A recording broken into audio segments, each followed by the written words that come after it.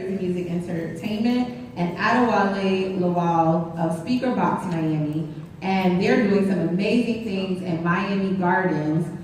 Both of your schools are in the area of Miami Gardens. So I really wanted to make sure they were here to, so you guys could ask them some questions and check them out and know about what they're bringing to your city, to your town. So Adrian, we'll start with you. If you just tell us a little bit about your experience as an artist, as a producer, and then we'll move into some questions from the audience after we go through the panel. How's everybody doing? I am a spoken word artist and lyricist. I own my own music studio. I think of my company, Crystal's Carter Development Group. No problem.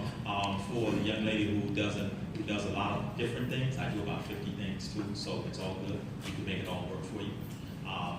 I grew up on drum set, sang chorus, played trumpet. Like I said, I'm an audio engineer, so I produce, I mix, I record, and I master music. Awesome, thank you. Charles. Or, I'm sorry, forgive me. I know him as Charles, but the stage name is Moultrie Beats. Sorry. Well, it's Moultrie or Moultrie. Okay. I'm a producer, started off as a producer, love music. Once I learned that I can create my own music, that's pretty much what sold me, because I love listening to it. So then I was able to put my own voice or create my own rhythm. I became a fan, or whatever you want to call it, but it became what I wanted to do. So with that, trying to take care of a family, you pretty much got to turn it into a business. It's not really a hobby anymore. It's how can I use it to provide. So that's pretty much what I'm doing now. All right. Awesome.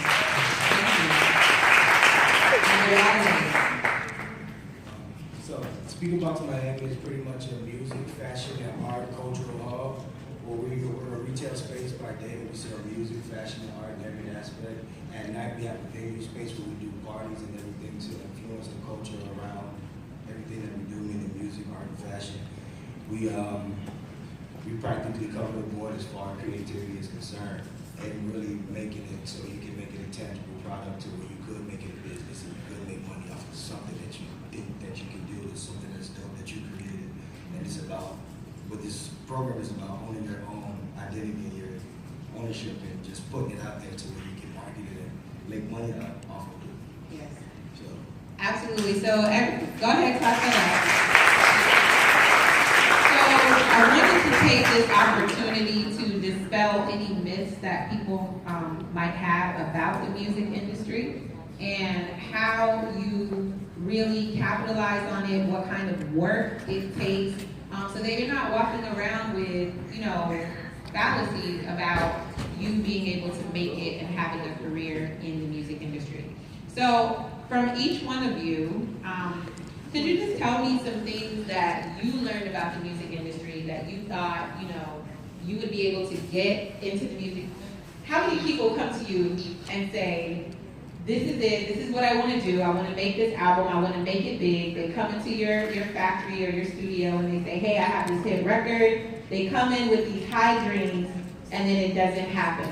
Tell us a little bit about those stories and how you coach them through that. We can start with you, Adrian. I work with a lot of artists who,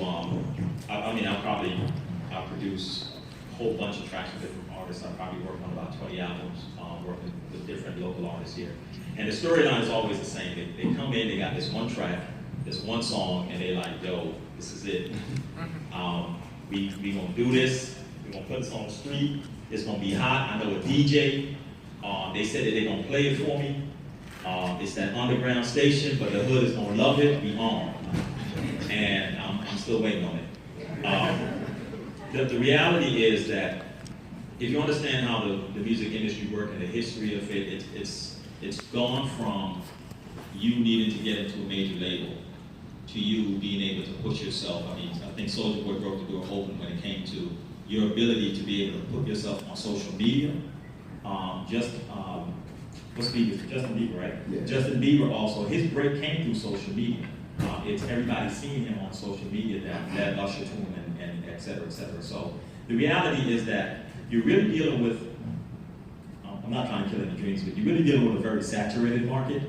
And what you're going to really find out is that if you hear what's playing now, it's really not about your music that makes it.